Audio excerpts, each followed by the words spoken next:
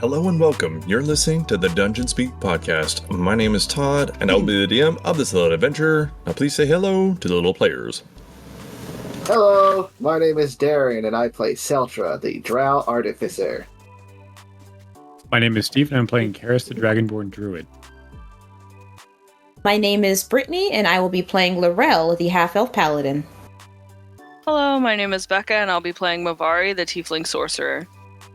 Hi, I'm Miranda, and I play Niskita, the Tiefling Rogue Warlock. Hello, I am James, and I am the Great Sage Tyranny. Hello there. You may have noticed that the last episode was a little shorter. Well, that's because I cut it in half. So, we're going to do a different kind of intro. Me and Dylan, the guy you've seen a lot and you're going to see a lot more from here on. Because he is joining the campaign on the very next episode. I tried killing the players. That's true, yeah. What episode was that?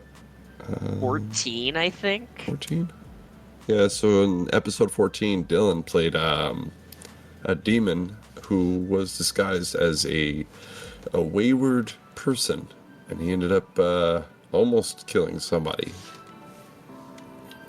It was pretty, I would say it was pretty Ven real, but he was pretty Ven fake about it. That was fun. I'm still a little sad about how it went down. It wasn't good enough. He deserved better. He deserved a better fight, because at 22 hit points, that fight was not going to last long. No, but there will be another one someday, hopefully. But at some point, yeah. Right now, we're going to talk about Dark Souls. I personally have never played it, but a lot of people want me to play it, and I don't like games that you're expected to die in. Like, that's just not relaxing, and I like to relax when I play a lot of video games. But relaxing? Yeah. In a video? Nah. You gotta be so stressed out of your mind that your back is tensing up the entire time, and you just feel like you're about to crumple over, die. No. Like, Hello Kitty Adventure Island is more of my playset. Like, relaxing, just running around, collecting bugs. Hello. You clearly have never gotten to the competitive scene of Hello Kitty Adventure Island. Is there really one? There's a competitive scene in every game. That's actually true. Have you never seen a Minecraft speedrun? No. The fastest is like 8 minutes, and you might be thinking, how do you speedrun Minecraft? But yeah, there's a whole thing about it. Huh. That's strange. Yeah. Kind of weird. So I have a few questions. Okay, so Dylan, how long have you played Dark Souls? How long ago was the first time I played it? First time I played Dark Souls was actually when I moved to Texas. I want to say around maybe 2014, which was when I was 12. Jesus. That was the first time I got my hands on the game, played it, and it was just... We got it because it was free on Xbox Live at the time. So, like, we picked it up, me and my brother started playing it, and, yeah, it eventually became an addiction. I got him Dark Souls 2 for his birthday once, and then Dark Souls 3 came out, and we both grinded that to literal hell and back. I think my highest character has 800 hours alone, and I have, like, 12 characters. That's a lot. Fuck that. The game has a New Game Plus feature. Do you know what those are? No. So a New Game Plus feature is when you beat the game, you get to restart the entire game, but with all your stuff, and play it again, but more difficult. Oh. That's pretty cool. I think I played a game like that, but I don't remember what it was. It was a while back. I got to New Game Plus 7 on Dark Souls 1. Oh, Jesus. No. At that point, at max level armor, things can two-shot you. Like, the most basic enemy can two-shot you through the best armor in the game. I tend to like video games that just go on after it's over with, like Fallout, and how you can just keep playing. Yeah. That's a very common thing, but one of the downsides of games like that is auto-generated quests. just get repetitive. Yeah, I mean, my thing is, like, I love Fallout 4, and I could probably play it forever, but after you cleared stuff out, there's nothing to fight, so then the game is just you walking around, admiring the graphics. It's a good game for a basis, too. I'll say the dialogue options are shitty. And I will never be apologetic about my opinions on that, but, you know. That's fair. Like, New Vegas had some great dialogue options because you could, like, choose specific keywords and you'll get, like, some really nice, like, choices to what you'll say versus Fallout 4 where you're just going to press sarcastic because every other choice kind of sucks. So, what is the best class? Like, in your opinion? Like, if I was going to start playing it tomorrow, what should Dark Souls? Yeah, Dark Souls. You're funny. Oh, so why? There are starting quote unquote classes, but the difference between like it's more similar to Skyrim or Fallout, where it really just depends on how you build yourself in the end.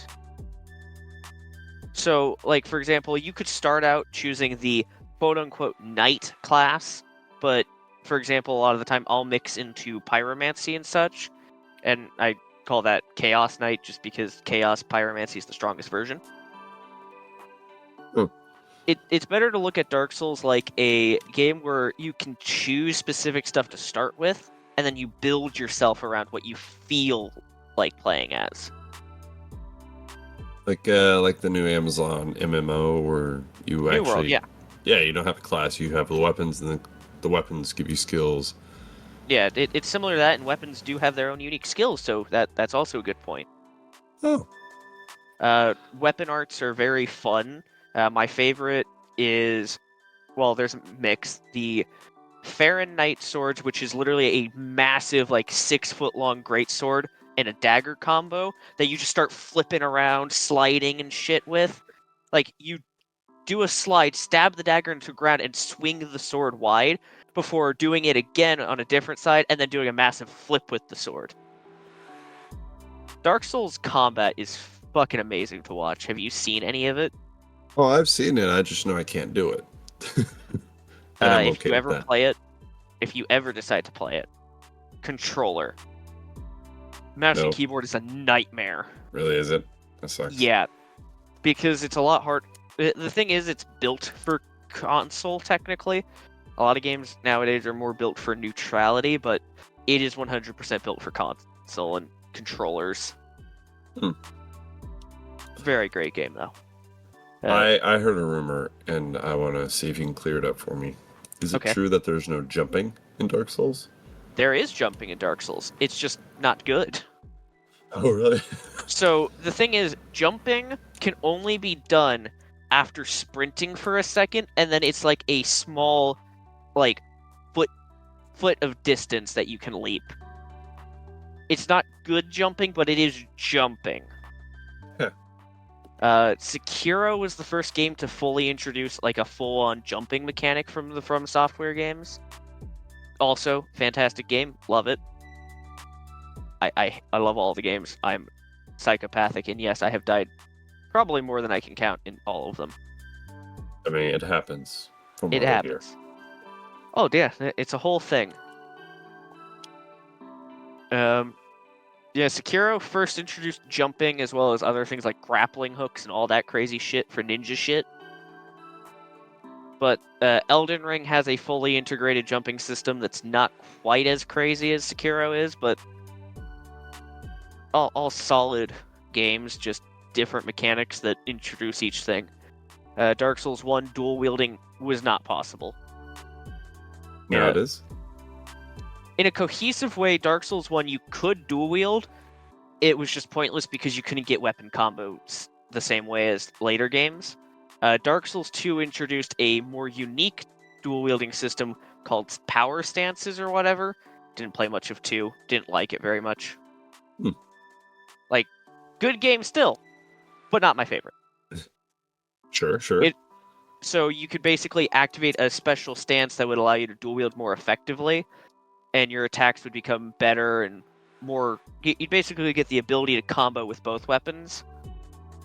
Dark Souls 3 introduced paired weapons, which are just weapons set in a pair of dual wielding. So they'd have special combos unique to them that, most others didn't have. One of my favorites were the Gothard Knight twin swords, which were dual wielding straight swords that had its own complete animation overhaul that none other paired weapon had. Elden Ring reworked the entire dual wielding system back to closer what Dark Souls 2 had, where if you had a weapon, you could enter a dual wielding combat form, but instead of having to unlock it, it was just instant. So, Dark Souls. Yes. Why is it called Dark Souls? Because every dark has soul, obviously. Well, no, somebody said that souls were like the essence of the game, but I don't really. Yes. Do you have to collect them or what? So, the currency of the game is actually souls.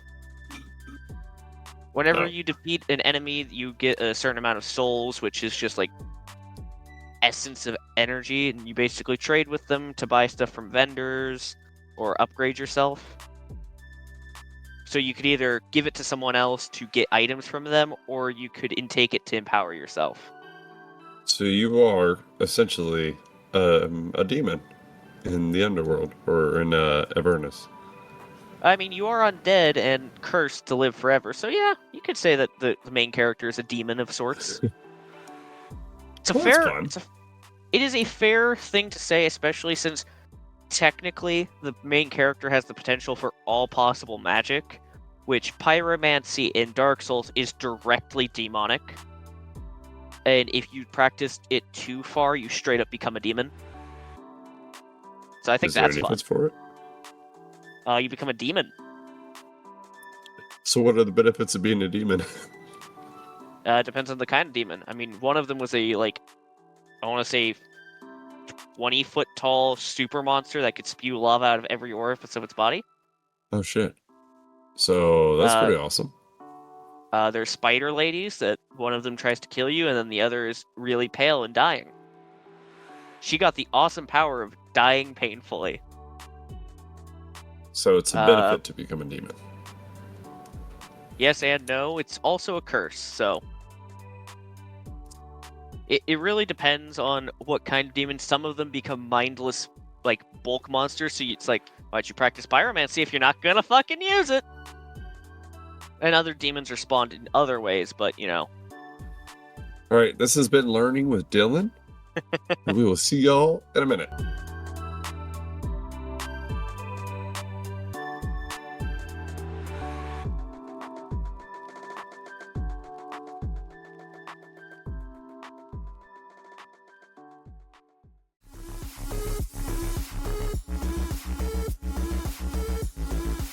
Hello there, my friends. My name is Todd, and you are listening to the Dungeon Speak Podcast.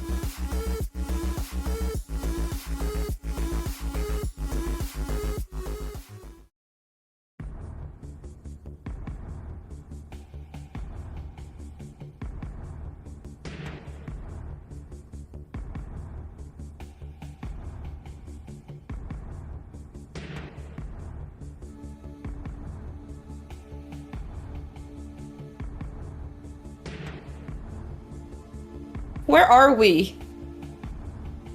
I want to say a house. No, we But can't be a in. house. It's out. We can't be in a house. The spooky house. I don't like it. It's the point that I'm trying to make. I mean, I don't like it either. That was Jonathan. You know who that is? What kind of a name is that? Jonathan. No, that Jonathan. He was just. He was a stable boy at my stables. Did the horse do that? I don't know if I want horses. No, Seltra, the horse didn't do that, Seltra. I did that. Is that the whole wolf thing? Yes. I'm sorry. Maybe we shouldn't talk about this in front of the children.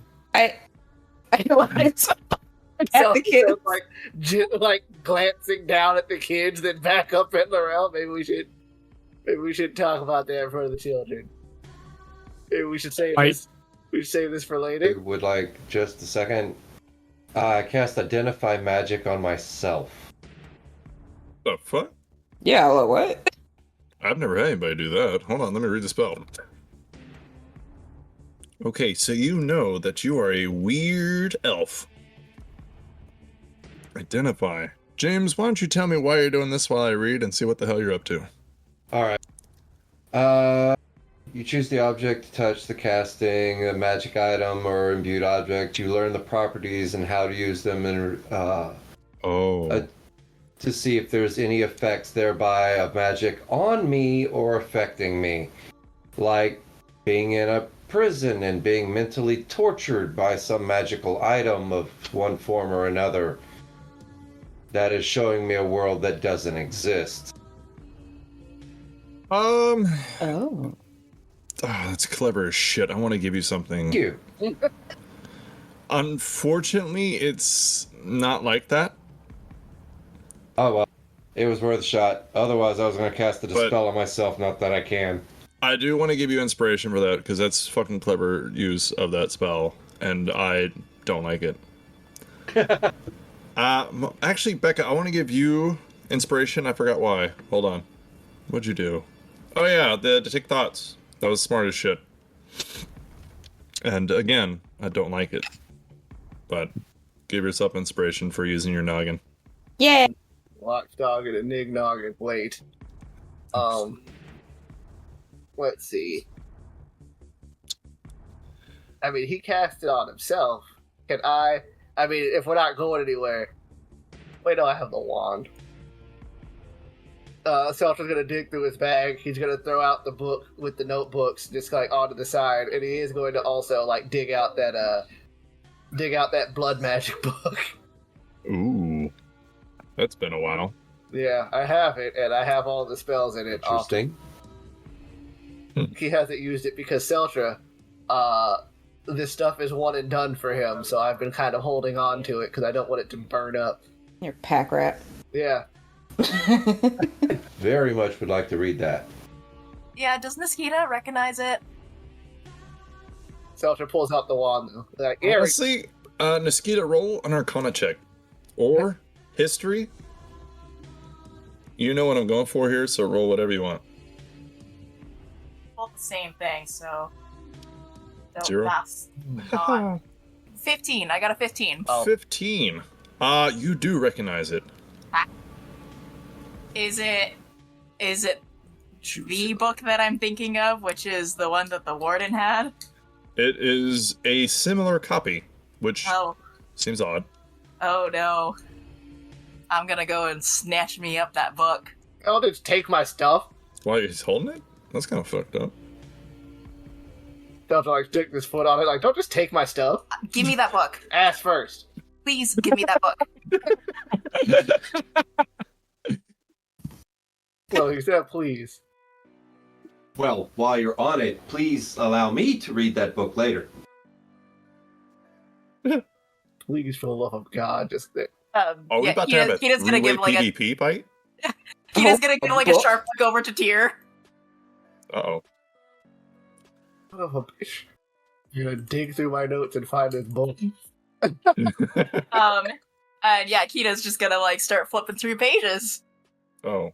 Okay, You so may what... hold the book. You may not keep the book. It's mine. I found it.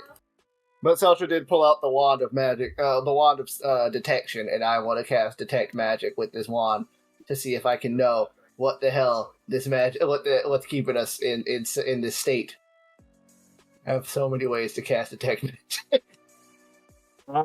So if you use detect magic, it's legit, like, just all around you. Like, it's kind of overwhelming. I almost want to make you make a saving throw because it's just so overwhelming in this place, this hallway, this building. Like, it's magical-esque book. Everything about this seems magical, even the floor you stand on. Seltra was like, well, I'm looking at the wand like, it is a good thing I did not use my actual freaking eyes. You know that. I mean, I don't really. I want to tell you more without giving it away, which is kind of the hard part here. But you know, that even this house isn't from this world. Like it was transported here, and then it transports to other places. Oh God! And then Seltzer like also digs through the book, is like looking like flipping through pages because he knows that the not the blood magic book, the gnome notebook. I'm holding on to that one right now. Don't make me crush your hand with my robot arm. But he's gonna flip through the gnome book and is like, okay, all right. So that the picture of that of Fat Boy Slim with the double-edged sword, that is in the book. Mm-hmm. And Seltzer just kind of like looks at that, is like, I kind of have an idea of what's going on to a slight degree. Care to share? So this place seems to be transporting around. Like, remember that gnome that we wanted to ask questions to, but then Thotham smashed his brains in? Yeah. Yeah, his notebook has a picture of that guy, like that real guy in there. The one that beat us up. Okay. So I think we're in one of their places. So, this house isn't rooted to anything? I don't think so. I think it just I think it just teleports all around to places. So, It's okay, a form of fine. That's all well and good, huh? Fast. It's a form of dimensional nexus. What? As far as I can tell. Wait, you know what that is? I don't know what it is, but I can tell from context clues. I don't know what any of those words mean. I need same. Nexus point where all dimensions can be drawn together to every single door, button, and anything else can be tied to another dimension. Lorella's just staring at it. Think of like a door where all of the rooms go to a different... Huh. Here's a handy example. Door. Yeah, Yes. the door... Yes. The doors go to different... You know how we're all from different places? Yes. Think of it as a place where all of the doors go to different places. Oh. So, Maybe. So, Be a great. house has a door in the front and in the back. Those are both different places. How is this different? You know how you and I aren't from the same place? Yes, you are from the front yard. I'm from the backyard. I mean, as I love if it. your world is the front yard and my world is the backyard, or whatever, which one you said. Lorel, I may need that seat. I just Now, to be fair, scoot over a little bit so you can... Now, to be fair, We're the two largest people in this party. That's I not know, possible. right? I'm so mentally exhausted. I don't care. You can sit in my lap and I'm like, whatever. Now, to be fair, we don't know if that's what's happening here, but it's very possible that that's what's happening here. I Now, would that isn't venture to say we could just- likely. Yes, likely. That isn't to say that we could just open a door and magically appear in our world. Lord knows I don't want to randomly appear in my world.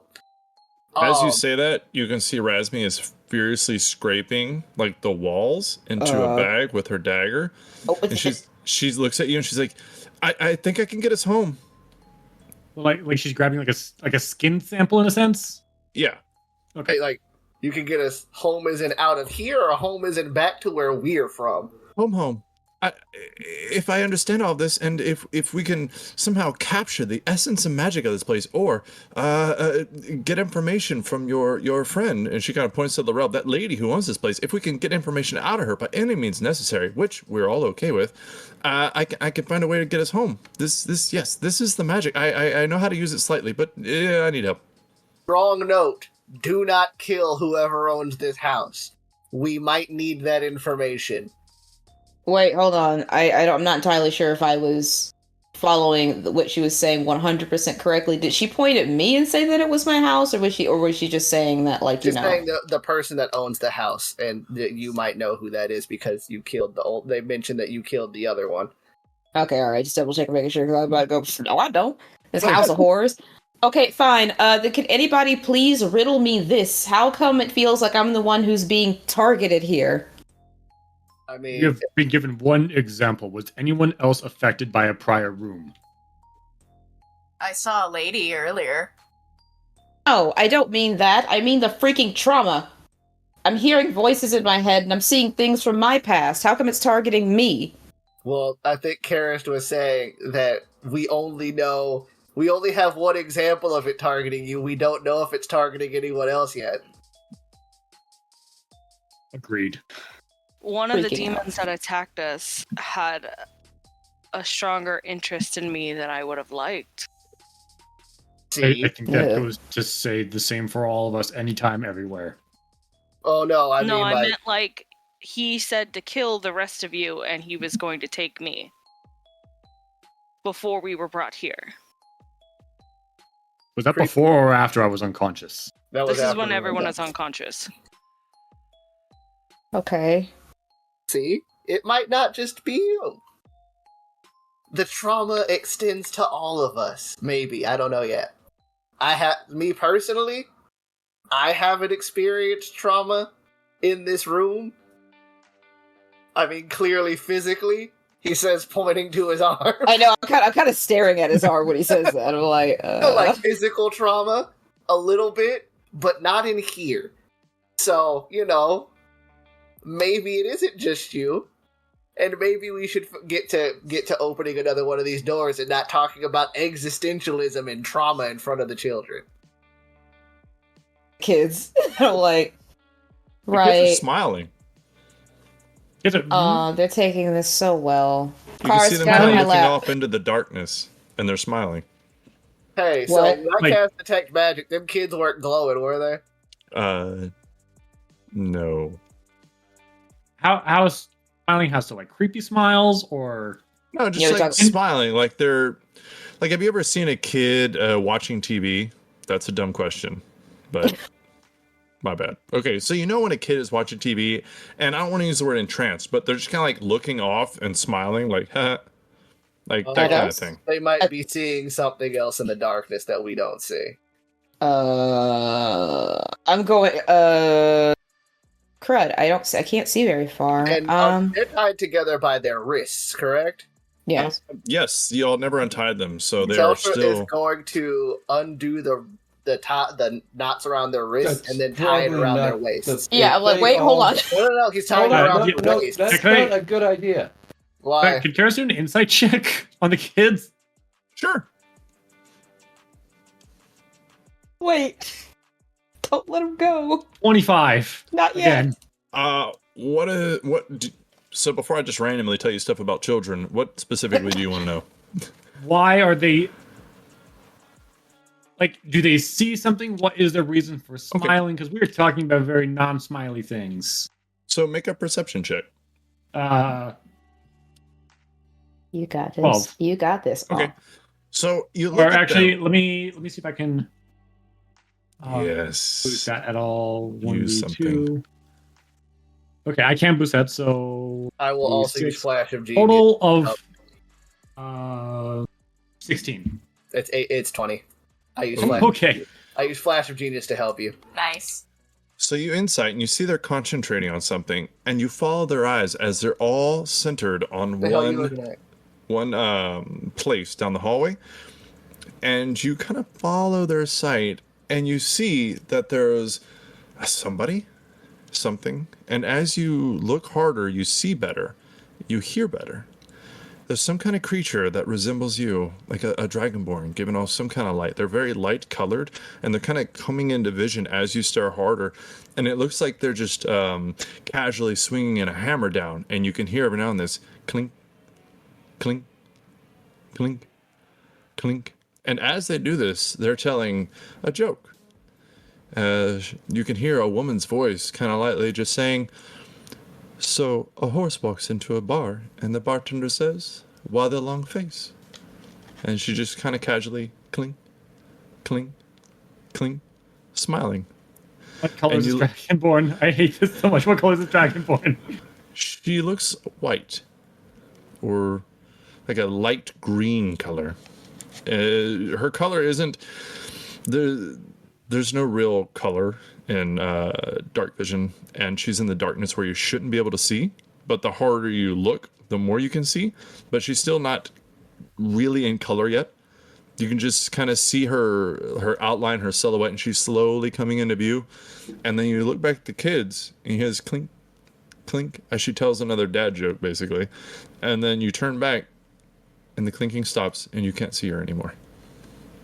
You just see darkness. I do not like this place. I think we're all in consensus that this place is awful. Yes, this place is very awful. I like get out of the chair and then I just set Karis down in the chair. It's just his turn to be in the chair. We need to get out of here before we lose our minds. We might need to start moving soon. Children, not those children. I'm not yelling at them. We need to. I'll worry about those. Yes, guide the children. We'll go to the next door, or we'll make Yeah, our I'll way take care of towards that that. door. I'll stay in the back and support. All right. So we'll go towards the door in the front. All right. So Yeah, you go Mavari towards and that door. Seltra, as you start just being like, all right, let's go. You do hear a neighing, but it's very quiet. I'm not going to try to imitate a horse neighing because it's not fucking happening. But, Okay, Seltra will look around like that's weird. but you step into the darkness. I'm behind Seltra this time. Yes. So does Laurel ever pray? We don't really talk about that, but when she's going to like darkness like that, does she ever pray? Like, because I always see a paladin, like sometimes you can see in the movies where some people are brave and they're like, as I walk through the valley of the shadow of death, I will fear no evil. Things like that. It's one of those things where like she hasn't done it in a while because of what she did and sort of how she sees herself right now, and given the fact that the last time she asked if he was there, she didn't get much of a response and just kind of broke her. And so she's just afraid that if she keeps asking, she's just still not going to hear anything. So it's more of a fear as to why she's not doing it right now. All right. So Seltra takes the lead as he steps into this darkness. And Mavari, what do you tell him about how to go or where to go? I try to remember which doors has the frat boys and which doors have the kids in it, or where I heard the voices of fear. I don't want to say they're actual children.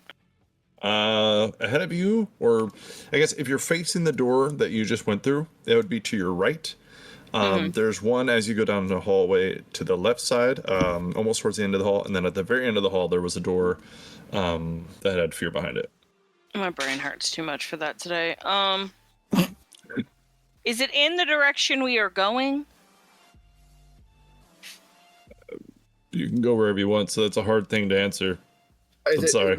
We're heading towards the hall, the end of the hallway where we didn't come from. Yes. Okay. At the very end of it, and then to the left at the end of it. Okay. So then we pick that door? The one on the left. Yes, okay. All right. So you can't see, but you kind of have your hands on the wall, and you hear this light neighing, Seltra. Laurel doesn't hear it. Laurel hears this kind of scratching noise, and maybe in the distance, maybe it sounds like it's hundreds of feet away. You hear this screaming man, this young man who wanted to be a knight once, and you just kind of close your mind to what's happening around you as you feel this wall ahead of you, and eventually you do feel a doorway, or you feel a door, and then you can feel the little latch doorknob at the middle bottom of it to the right. All right. Seltra will grab the doorknob he'll look behind him to see if anybody else is following him, like aside from Laurel. You can see your hand about 6 inches away from your face, and then that's about it. Ah, crap. You can tell Laurel's behind you because she's not exactly quiet. I'm kind of, I'm pretty close to him. I'm kind of like, Salsa to be will doing it whisper right now. loudly, "Hey, is anyone else here? I'm here. Aside from you, I know you're here. I didn't mean to be rude, but I just meant to say, like, is anybody else following us? I don't want to go into this room all alone and then get my ass kicked." Yeah, No. I'm here just nosing a book. Get your nose out of the book. How could you read it so dark? I'm squinting. We don't have time. We don't have You know what time it- for reading. You want to wait for later? And this so is Kita can soundtrack. actually see a little further. She can see about 10 feet around her. But it's just the darkness beyond that. And then she does hear some things. Is just real quick, is it colorless? It is colorless, yes. That's what I thought. Okay, that's cool. Fine, whatever. And I'll just open the door quietly. I can't see far. I'm assuming I can't see far enough to take it off the hinges again. I mean, you know what a door's like. But if you would like to just... Oh, go ahead. I'll just do it quietly. All right. So if you would please roll a open door quietly check. All Or right, stealth. stealth check. And you said I heard voices? Oh, we're staying on that, huh? I'm gonna ignore that. Anytime you mention a voice, we're Yeah. talking about it. Yeah, you do hear voices. So you actually can hear you hear a man kind of in your head, and it looks like he's asking questions, but they're not towards you. You can hear him asking questions like, "Where are you? What are you doing? How long have you been here?" And then if you ever stop, the voice will stop, and then he hears, "Keep going, Niskita. You're not done." I know one of the voices I recognize, but do I recognize the other voice at all? The woman's now. Okay. All right. So what? I used Flash of Genius, but I got a 18. 18. That's pretty fucking good. All right. So you quietly open this door while I look at passive perceptions. Holy fuck. Really? Meets it, beats it. Damn. For real, bro. So you open this door and you see that it is it's another forest area. And in the middle of this, it's a forest area, very vibrant, big leaves, lush green. It's very beautiful. And there's a bunch of children who probably about 16 to 20, just kind of like glancing at it. They're sitting around this large, kind of laid out bonfire that looks about 10 feet in length and then about 5 feet wide. And they're just sitting around it, all of them. Their hands are tied, and it looks like their feet are tied, and they're kind of in a Indian style type sitting. And they're just sitting in the grass. And again, it ranges from about 4 years old to about 10 to 12 years old, somewhere in that range. All little children. They don't look like they're dying or anything yet. But behind them, kind of walking around and looking directly at you, is a creature you've never seen before. He is quite large. He is about 11 feet tall. He has one very large eye and one small eye, so it looks like he's kind of giving like that raised eyebrow without his fucking eyebrow being raised. And he's got a hunched back, and one shoulder is lower than the other one. And he's very muscular, very large. And he starts kind of growling at you as you start storming towards the door. And I would like for you to roll initiative. You say, "This isn't the bathroom?" He says, "Oh, never mind," and then turns back around. Oh, my bad. This ain't the bathroom. All right. Razmi, how'd you do? Rasmi got an 11. 11. Karis. There's 16. 16. Nice. Ultra. 23. Very nice. Laurel. 5. That's fun. Niskita, 11. you got it. Mavari, What are we rolling again? Initiative. Oh. You silly goose. here. A solid 12. Nice. Strong 12. I got a 9. A 9. You got it. Let's see here. Niskita and Rasmus both got 11s, but I'm gonna assume that Niskita has a 18 dex at least. My dex is higher. All right. Bloop. Done. Oh shit. Okay, hold on. I got it. Oh, 3? done. Okay. So, Seltra, you excel in initiative. What do you want to do? You see this thing starts like running towards you. It looks like he's avoiding stepping on the children, but he steps right into the fire as he just is charging directly at you in this doorway. How just kinda far like- away is he? He's only about 12 feet away, a little over 10 feet. Alright, Seltra's gonna hold out his hand, and the gem in his palm is gonna glow, and I need it to make me a Constitution saving throw. No. All right, fine. Oh, I thought it had something that made it no. Stop. I'm like, No, that is a 19 though. Oh, piss. Alright, fine. He succeeds. I fire got the lucky. beam of light in his eyes. That is just rude. I shoot my laser pointer into his eye. That's fucked up, man. Well, poo. And as he is coming at me, I am going to keep the hand extended. Seeing that doesn't work, he's gonna like look at his hand and be like, "This thing needs to start working." And then I'm gonna try and push him away from me with telekinesis. So a strength saving throw. 14. 14. That's a fail. He gets pushed 10 feet away from me. Okay. So he's Not 10. 5. All right. So he's essentially 20 feet away. Done and done. All right, that's the end of my turn. And I will step to the side so that other people can come through the door. I'll step in and to the side. Yes. So and on the Laurel. left-hand side. Okay. So as Seltra does this, Laurel, you can see that the doorway has actually lit up this hallway in about 5 feet around the door. So you can see in there, and maybe you have to blink a couple of times because you've been in darkness for a hot minute or two. But you see this large, ugly creature, deformed, charging at you guys. Karist, you can hear it, but it's about 5 feet of darkness between you and them. What do you want to do?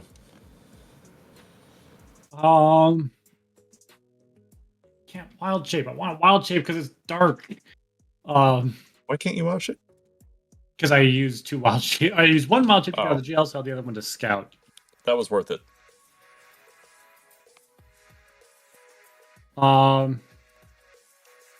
There's 5 feet of darkness. How much feet of space? So there's 15-foot wide hallways, so there's plenty of space. The only trouble is that darkness, like if Karis goes behind Laurel in this hallway, he would not be able to see her because he'd be, essentially 10 feet away. But if you got to her, you'd be able to see the doorway and you could go through it if you wanted to. It's kind of a fickle thing. Yeah. If he knows that getting towards Laurel would give him sightline, then he'll go to Laurel to go to that thing. And out of 30 feet of movement, how much do I have left? I would say you have at least 10. Okay. Don't how much would Karis will hold his. He'll move the remaining 10 feet closer, and then hold his action to win combat, actually, or when someone else has made first contact. So you're standing in the doorway? Yeah, standing in the doorway, holding the hammer, waiting to strike for when someone else does the first strike. If you're standing in the doorway, you'll be between him and Laurel, so the first strike will be on you. I see what's going on. I misunderstood. Sorry. You're fine. I will hit it with my mace. So he pushed it away, so it's 20 feet. I'm sorry. He pushed it further back. So it was 12 feet away from the door. Now it's like roughly 17. I'm saying 20 feet for him to get there, but if you want to run up 10 feet, you could throw the mace. I'm not going to do that. I need that. I don't got a Pact of the Blade Warlock yet. Thor this shit. Fuck it. I can't. That's 3 more levels.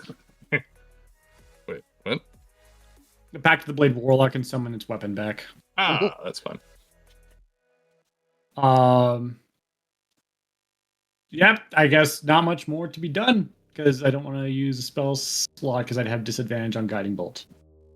So it is large, but you could move into this jungle space, get inside the doorway, and move to the right or the left.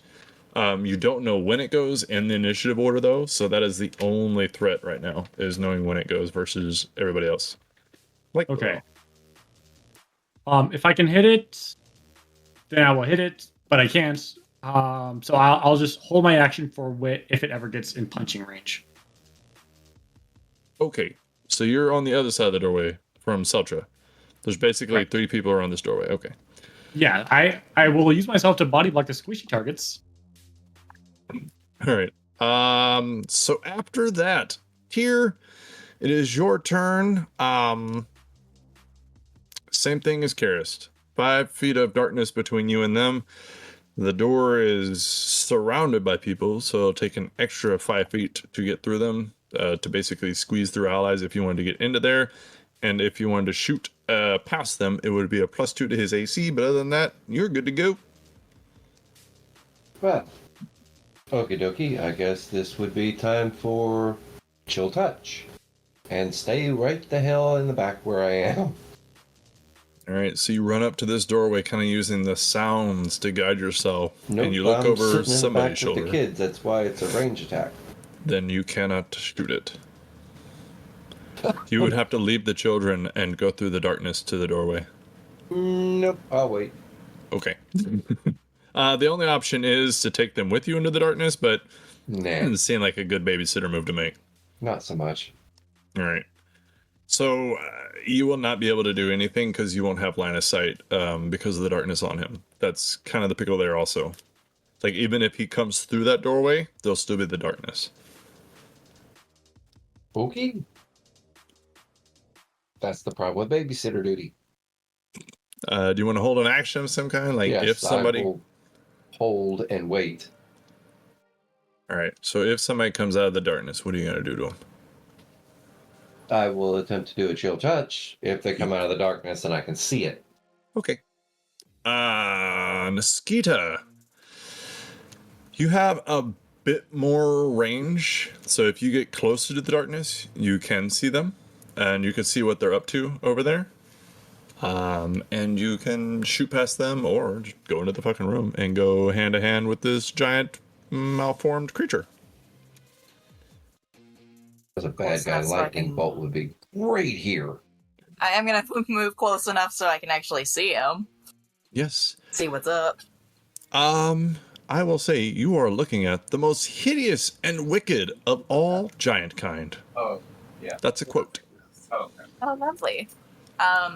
Eldritch Blast. You can try. So that's gonna be 2 blasts. First one is a 21. Second one is a 13. 21 hits, the 13 misses. Okay. Its giant form just kind of like looks at its burn where you hit it with the first one, and the second one just flies past it because it turned. Okay, so that is going to be 4 damage there. Okay. And as it forms too, just for flavor purposes, the bolts are going to look a little bloody since I'm holding onto the blood magic tome.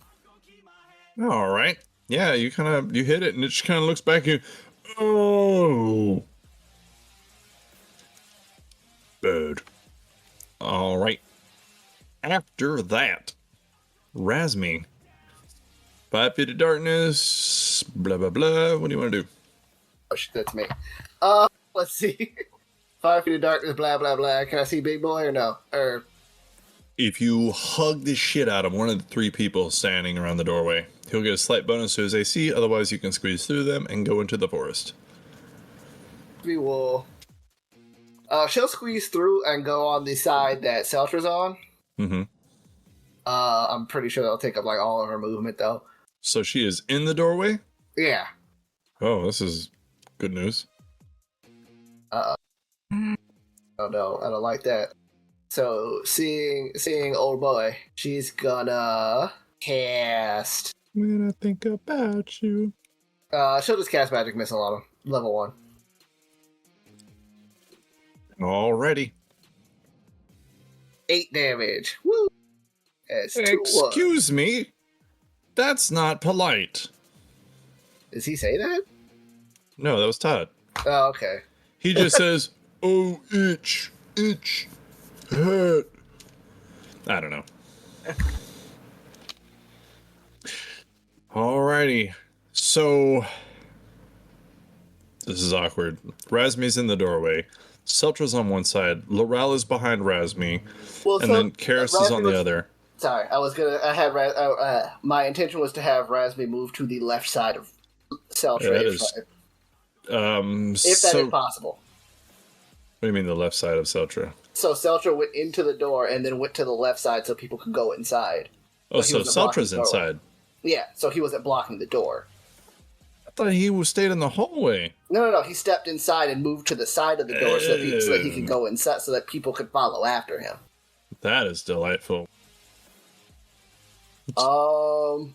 He. Oh yeah, you pushed him back. Yeah, I pushed him. Is that I it? tried to blind him with the gem. Oh, It yeah, didn't yeah. work, so I pushed Okay. him. My bad. Okay.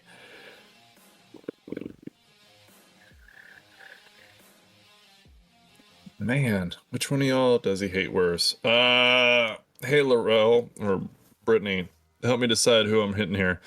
Let's make Darren even. Roll a D. Fuck, I don't know. Whatever you want.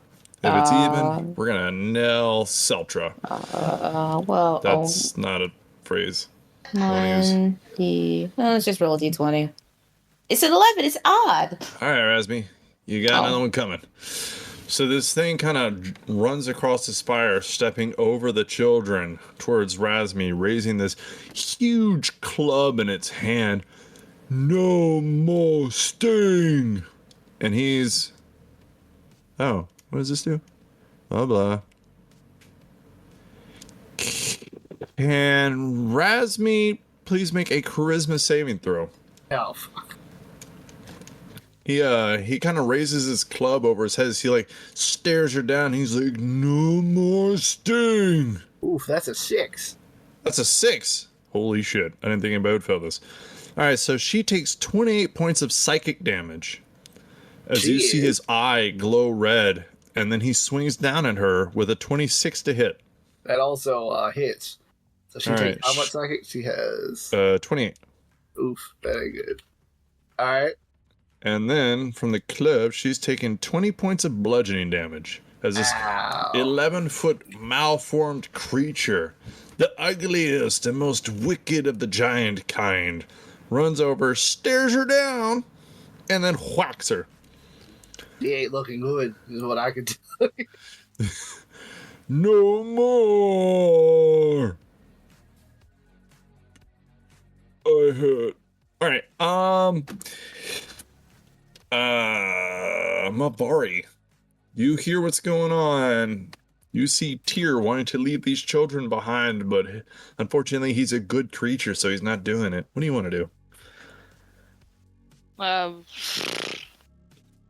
don't fucking know. Spare. Everybody moved into the darkness and they're like into the doorway where the creature is, right? Yes, you can hear all the commotion. You can even hear him getting hit, him hitting. Can't see it, but you can hear it. Okay. I'm going to move into the darkness, I guess, towards the creature. Can I see it now? Or Yeah. It's only Okay. 5 feet, so once you step, then you see the doorway surrounded. Laurel on one side, Karis on the other, and then an open spot on one side where I thought Seltra was, but I was mistaken. Okay. I'm going to cast Bane onto the monster. He has to make a charisma saving throw. A charisma saving throw. This ugly fucker has a great charisma. Let me tell you. Oh, that's. His charisma saving throw is a -2. That's cool. Did you roll it? Yep. What'd you get? Madam, that's a 4. Yeah, that's a fail. What? He is now baned. Your saving throw is higher than a 4? Shocker. At least. All right, so he is Bane. He will minus a d4 on saving throws and attacks. Anything else? Nope, that's it. All right. So, done and done. All right. Is there anything else you would like to do on your turn, madam? No. Okay. Laurel, it is your turn. What would you like to do? Okay, so trying to keep up where everybody is. If I'm correct, Razmi is in front of me, right? Razmi is inside to the right, and then Seltra is inside to the left. Karist is directly to your right, and then, well, I guess fucking Mavari is what, on the left, or where do you want her to be? Yeah, one of those directions. Yeah, she's just off to the side, so you're good. Okay. So the center is free? It is free. Okay. If I walk through to the center, can I reach it? Yes, he's really inside the door. You could step 5 feet and he'd be right there, but you would be blocking the door. So if you want to go 10 feet, that'd be polite. Okay. As long as it doesn't block the door, and as long as like it allows other people to like get at him. You are good, done, and done. Okay, fantastic. All right, then I am going to wonder why my screen just went dark, kind of. And then I'm going to use. Oh, I'm no longer hasted. Boo. All right, fine. Just 2 swishes with my sword. Splish, splash, taking a bath in its blood. First hit. Ooh, that's a 9 on the first hit. Unfortunately, a 9 doesn't hit. Oh, wow, that's not great. A 15? A 15 does hit. Oh, okay, excellent. Then that will be 8 plus 8. No, God, no. That's way too much. Excellent. That's 18. Oh, shit. Worth of damage. You just hear it cry out loudly as you hit it. Excellent. Kind of, I guess. I mean, sure, why not? Bully. Yes, cry out, asshole, cry out. Yes. Cry. Your screams will sing me a lullaby. All right. That is the end of my turn. Okay. So, at the top of round 2, Seltra, it is your turn. What would you like to do? Now it's in melee range. And it came charging at me, correct? Like it was like. Well, it came charging at no, like when I opened the door. When I opened the door, like it came out. It was aggressive towards me, correct? Yes, it is very aggressive. All right, cool. Like Seltra, I don't want Seltra to feel bad for beating this thing up. All right, 1 slash. That's an 11 with my scimitar. I'm not gonna give you the pleasure. You can do it. That's a 20 for the second. All right, a 20 will hit. Yes. All right. I need it to make me a Constitution saving throw unless otherwise specified.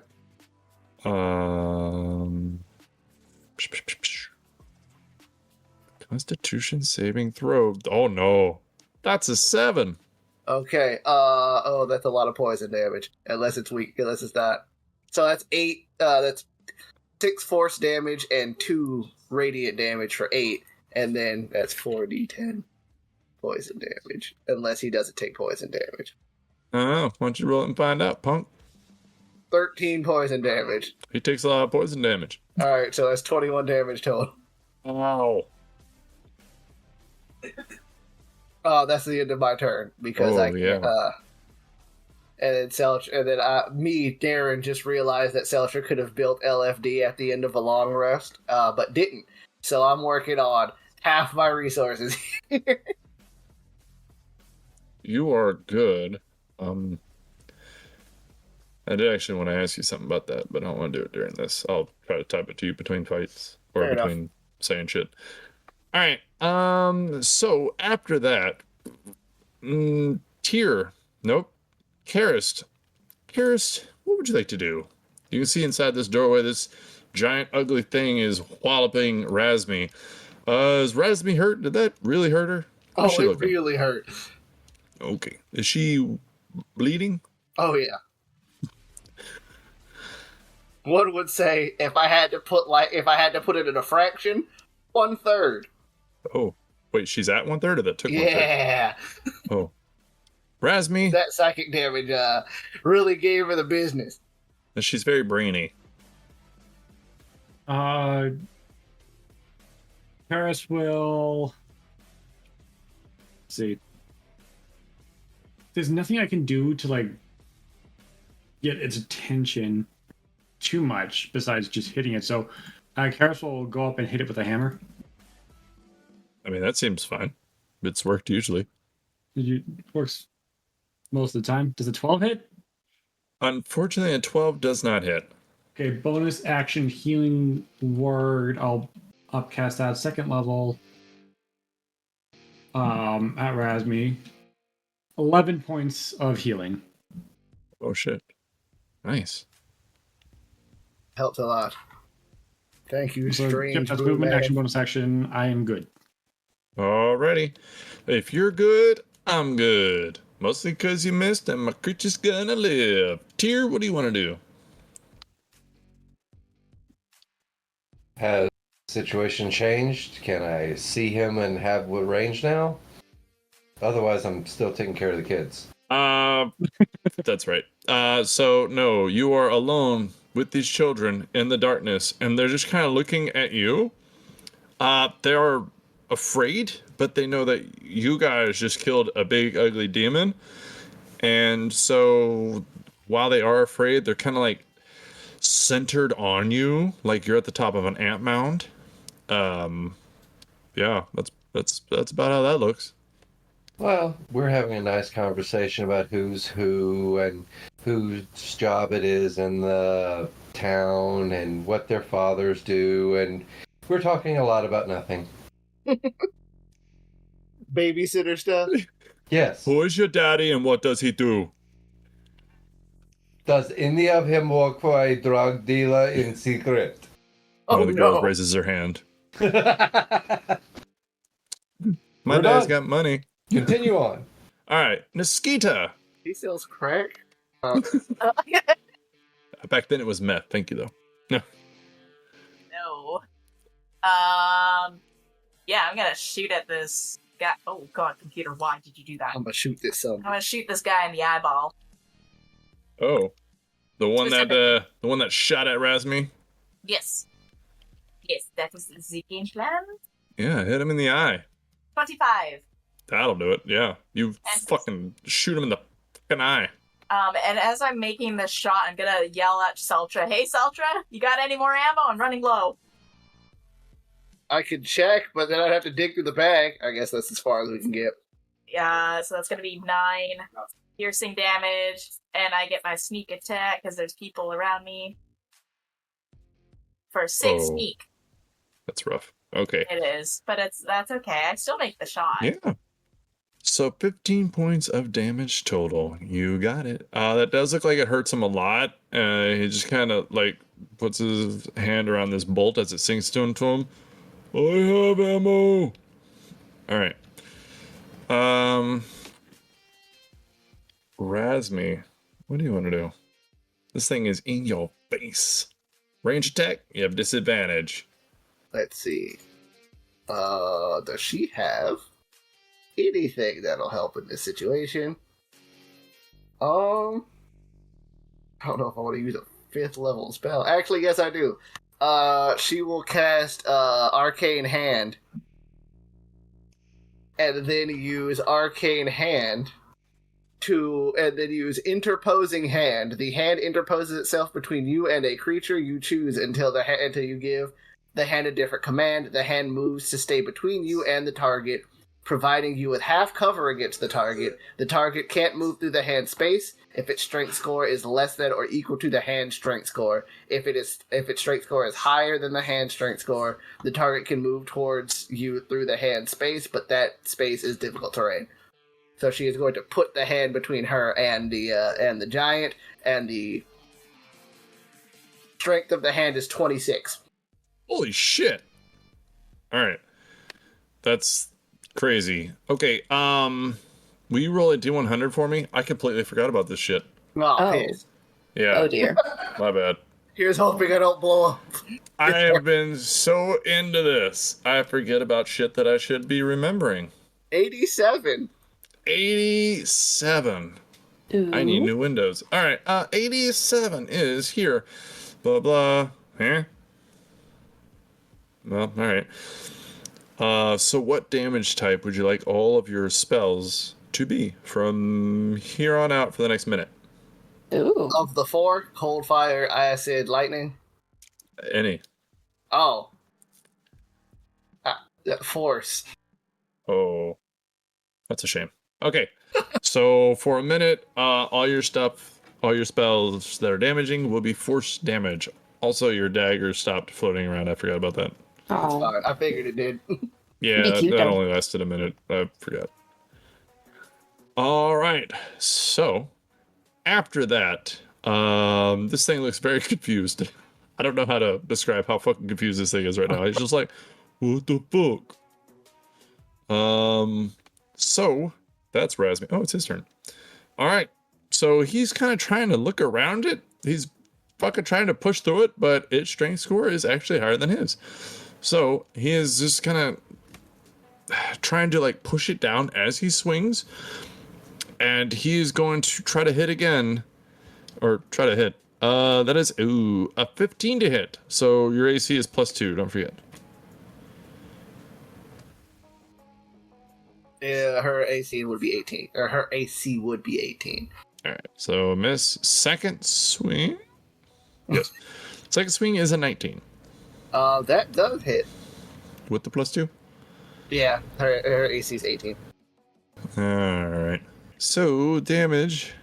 Rough. 12 points of bludgeoning damage. Oof. Thank God. She's back to. She's about roughly where she was before Karis healed her. There's some low damage rolls. All right. So after that, he's just very angry and confused. Not fair. Mavari, what would you like to do? I'm going to cast Sacred Flame onto him. That a cantrip? Yeah. Shame. So remember, he has to suffer a D4 because of Bane, but Oh shit! That it's last hit fine, we wouldn't have already hit. did it. I mean, unless you want to take it back, it's fine. We just got to remember it for later. It hadn't really been that long. Let me roll a d4 real quick. Because if it's 1, okay, no, it's a -4. So no, take the damage back. Add Okay. 12 hit points. All right, All right, my bad. all good. I forgot about it too until Mavari's turn came back up. I even have a note, like right here on his initiative. It's got his hit points, and then Bane, 10 rounds. Oh, which reminds me, 9 rounds. Okay. Mavari, if you would please do something good. Yeah, I cast Sacred Flame. Could you make a dexterity saving throw? That's right. Dexterity? Mm-hmm. That's rough. Does an 11 pass? No. Okay. 10 points of radiant damage. Ouch. That is done and done, madam. What else would you like to do? No, that's the end of my turn. Alrighty. Laurel. What would you like to do? Swish. Yes, ma'am. Swish him. Hit it with that Nike swish. Yeah, indeed. Like that. I just don't. I don't know. There's like so many other things that I can do. I'm like, it's just not. I don't know. This guy seems pretty fine. Don't need to break out any tricks. At least not for this one, anyway.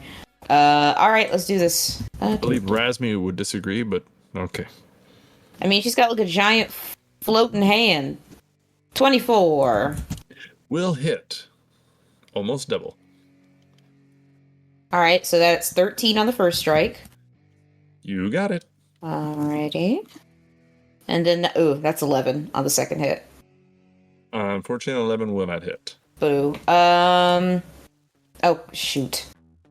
Sorry, I accidentally hit a button on my computer and I closed out. Hold on. Okay.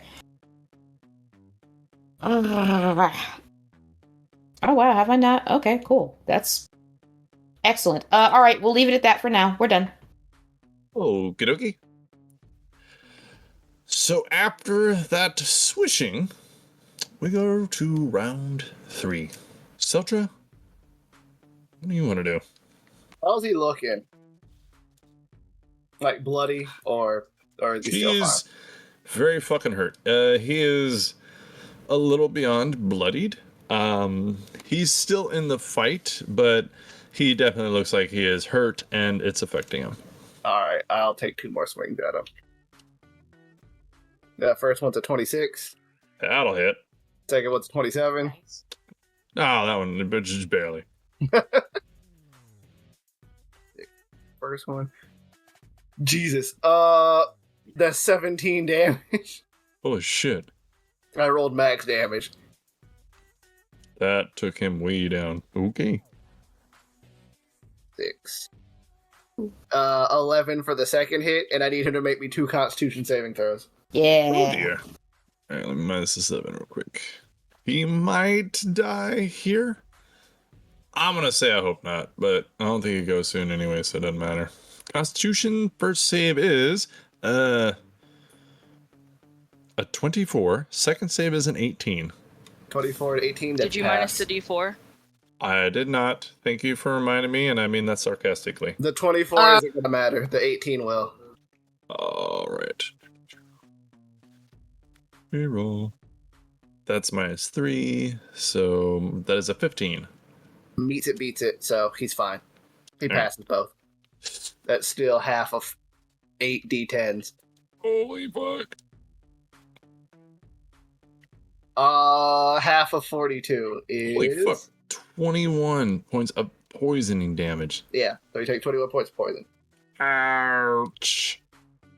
So in total... So as far as how he's looking, he's so bloodied. It's so bad. He's very, very fucking hurt. He just cries out in pain. You can see his black, or his veins just turn to like this black poisonous color as he's looking at them and just hurting and shocked as to what the fuck's going on around him. I will go ahead and use my bonus action to push him back away from Razmi, or attempt to. 9. So he is pushed 5 feet away from Razmi. And Seltra will interpose himself between the two of them and then look at him and say, "You can just give up." That's the end of my turn. Huh. He says, "No." Yeah, Harris, what would you like to do?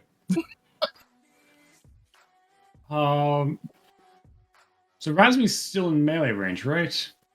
I'm I sorry. don't think go ahead. so. Okay. Don't want to have her die just yet.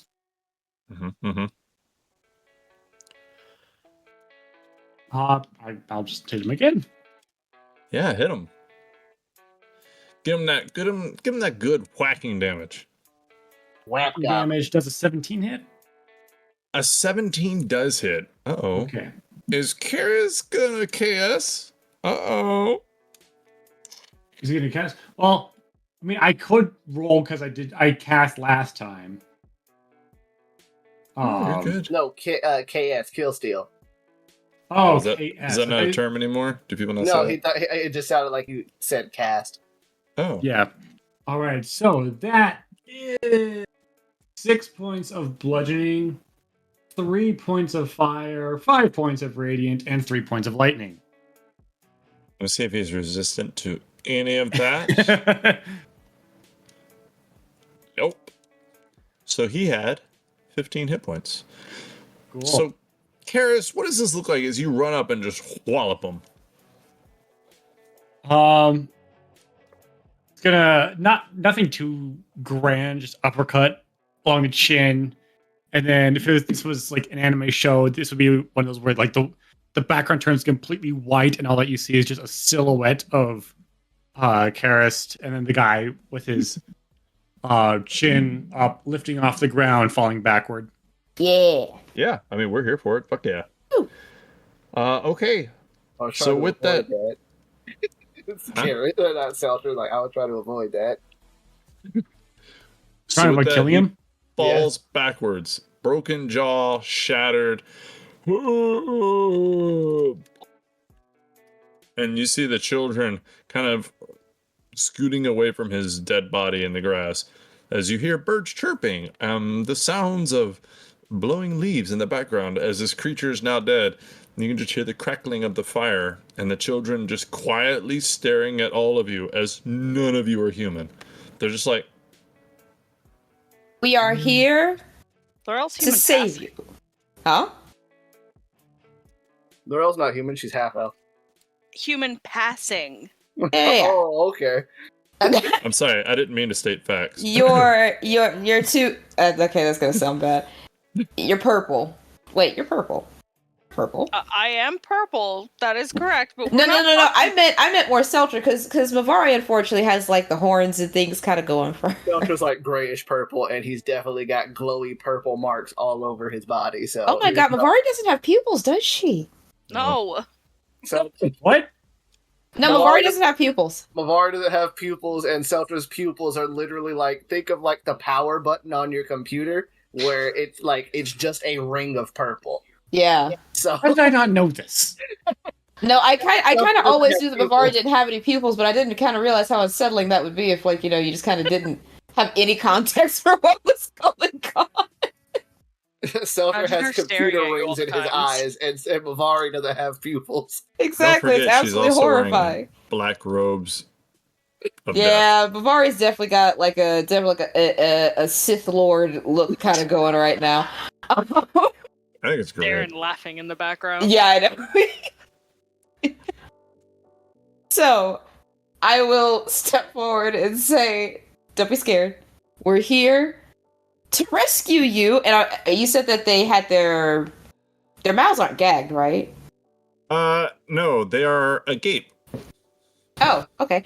Well, we're here to rescue you. We're rescuing more children. There are more children.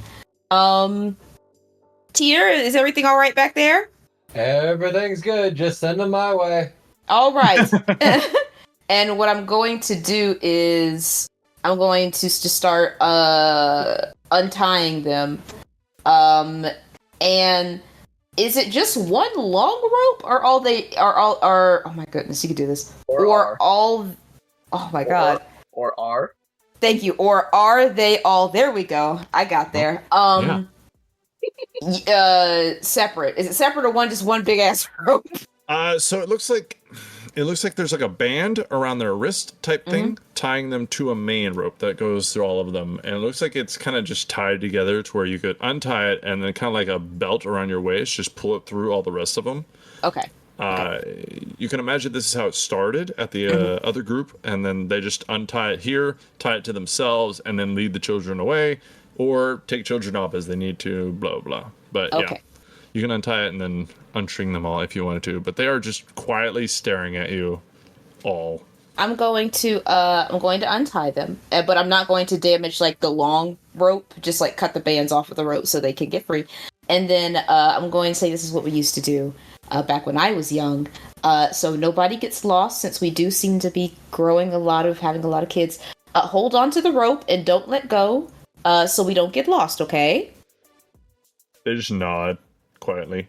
I will say, so Mavari, you have a high passive perception, and I just want to mention this before you move too far along. I'm sorry.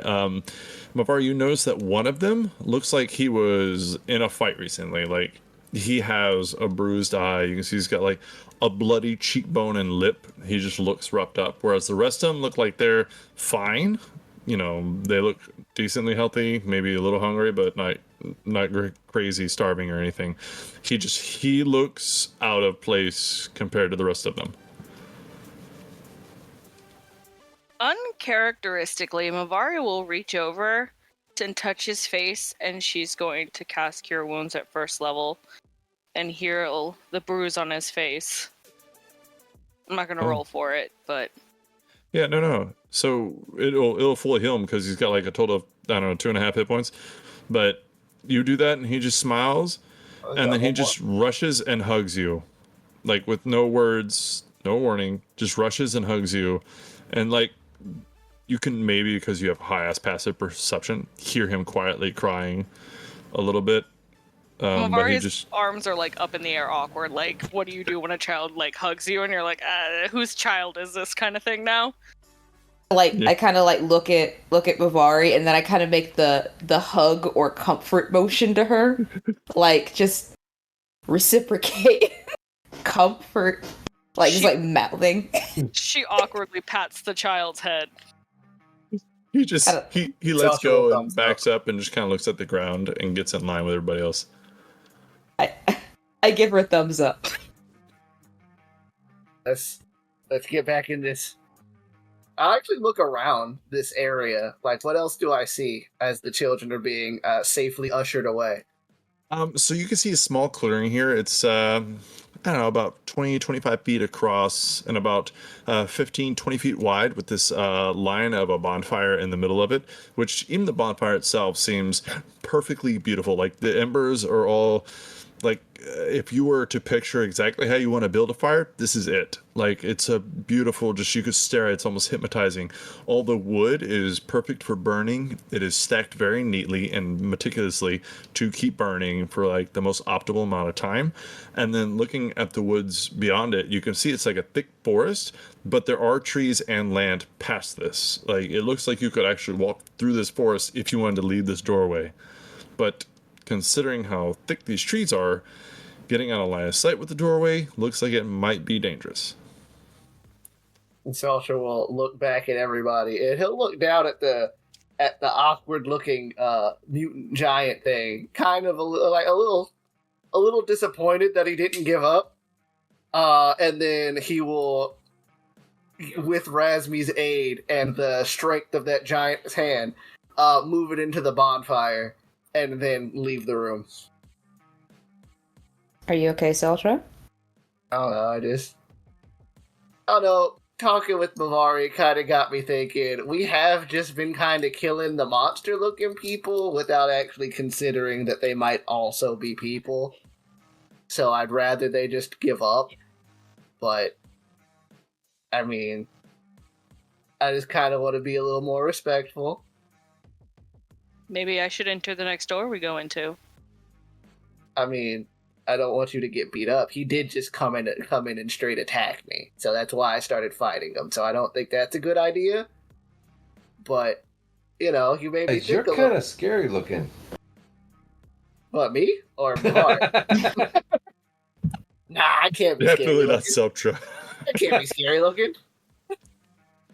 But no, Seltra, he's like, he's, I don't know, Mavari, you made me think about it a little bit more. Like, we were talking about why I didn't want to kill the Oracle because she looked like a person, and you know, I guess where you're from, some of these guys are people, and it's a little, I don't know, I guess it was just wrong to just assume that they were mindless monsters and that their lives didn't matter any more than like a regular looking person.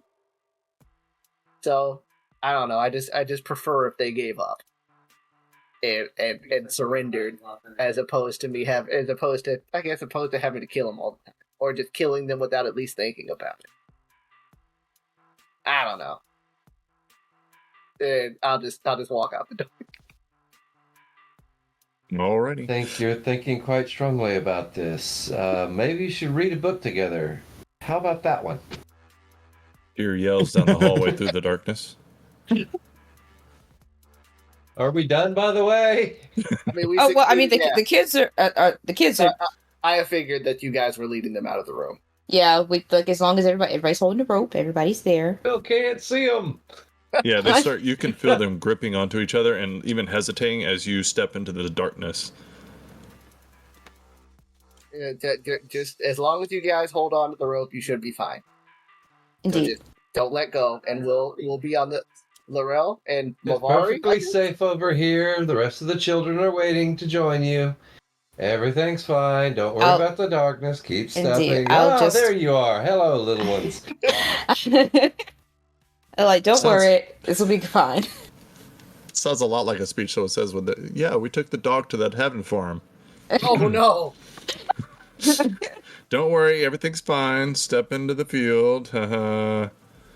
Just keep looking out. Oh, it's darkness. It's okay. Come on in. Keep petting the rabbit. It's all right. Alrighty. So, what do you guys... I mean, if you really want Mavari to open the next door, the next one is directly to the right of it. Like, you can't see it, but Mavari knows exactly where it is. Mavari, do you want to open the next door? I can take care of it. I can open the next door. I'm a lot faster than it seems. All right, I trust you. Would you like me to at least be behind you? Just not in eye shot. At least let me be the only thing visible. Okay. All right. And I will press up to one side of the door, back to the door. Yeah. Do I remember what I heard behind this door? What the thoughts were? You heard fear. Mm-hmm. You heard no, I'm hungry. You just heard fear. Got it. All right. I open the door. All right. So you see a beautiful oak table. It's very long. And you immediately think of Karis. But you see children sitting at this table. You see children sitting around this table. This it is a very large room. It's beautifully decorated. It's lit. It looks like a hallway feast, like a banquet of some kind.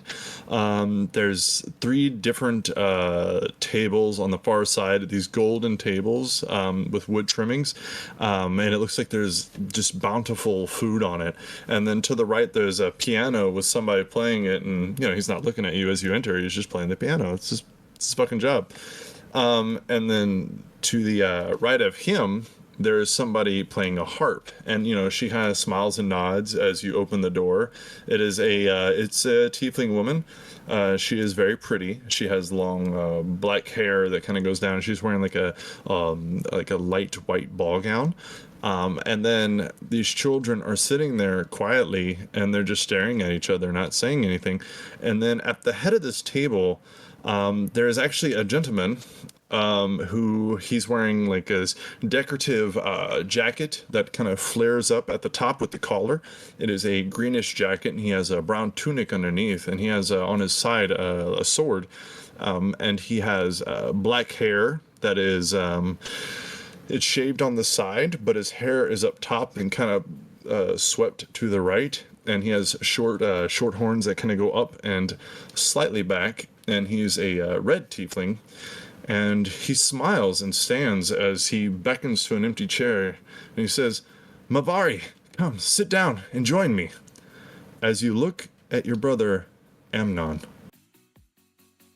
And we're going to pick that up next week. Oh,